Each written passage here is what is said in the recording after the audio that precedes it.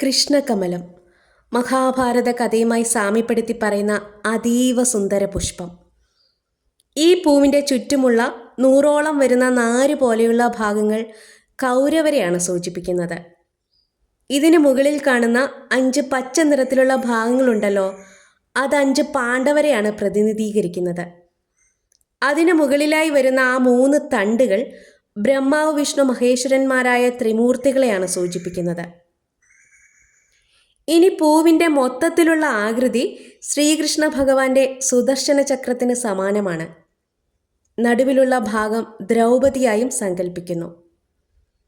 ഇതിൻ്റെ ഘടന മഹാഭാരതത്തിലെ കഥകളോട് സാമ്യമുള്ളതുകൊണ്ടാണ് ഇതിന് കൃഷ്ണകമലം എന്ന് പേരിട്ട് വിളിച്ചത്. കൃഷ്ണകമലത്തെ പാഷൻ ഫ്ലവർ എന്നാണ് വിളിക്കുന്നത്.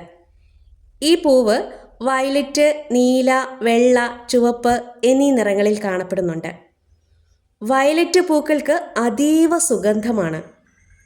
നോർത്ത് ഇന്ത്യയിൽ ഇതിനെ രാഖി ഫ്ലവർ എന്ന് വിളിക്കുന്നുണ്ട്.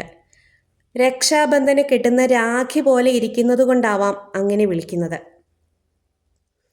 ഈ പൂവ് വിരിഞ്ഞു നിന്നാൽ ഒത്തിരി ബട്ടർഫ്ലൈസ് ഒക്കെ വിരുന്നു വരും. പൂക്കൾ ഒറ്റ ദിവസമേ വിരിഞ്ഞു നിൽക്കുകയുള്ളൂ. പൂന്തോട്ടങ്ങൾക്ക് ഏറെ ഭംഗി നൽകുന്ന പൂക്കളാണിവ. കേരളത്തിലെ കാലാവസ്ഥയിൽ വളരെ എളുപ്പത്തിൽ വളരുന്നതും സുലഭമായി കാണുന്നതുമായ ഒരു വള്ളിച്ചെടിയാണിത്. നന്നായി വെള്ളം വാർന്നു പോകുന്ന നനവുള്ള മണ്ണിലാണിവ നന്നായി വളരുന്നത്.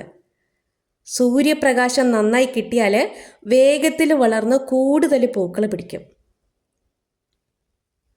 കൃഷ്ണകമലം എന്ന പാഷൻ ഫ്ലവറിൻ്റെ ഫ്രൂട്ടാണ് പാഷൻ ഫ്രൂട്ട്.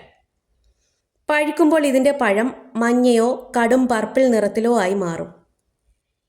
ഇതിനുള്ളിലെ പൾപ്പാണ് നമ്മൾ ഏറെ പ്രിയത്തോടെ കഴിക്കുന്നത്. ഏവരുടെയും കണ്ണിന് ഇമ്പം നൽകുന്ന പുരാണ കഥയോട് സാദൃശ്യപ്പെടുത്തുന്ന അതിമനോഹരമായ പൂക്കൾ.